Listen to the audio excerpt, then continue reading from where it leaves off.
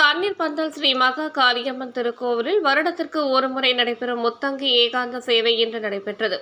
சேலம் நெத்திமேடு அருகே பிரசித்தி பெற்ற மிகவும் பழமை வாய்ந்த தண்ணீர் பந்தல் ஸ்ரீ மகா காளியம்மன் திருக்கோவில் பங்குனி மாதம் 3வது வெள்ளிக்கிழமையும் முன்னிட்டு இன்று அம்மனுக்கு முத்தங்கி ஏகாந்த சேவை நடைபெற்றது.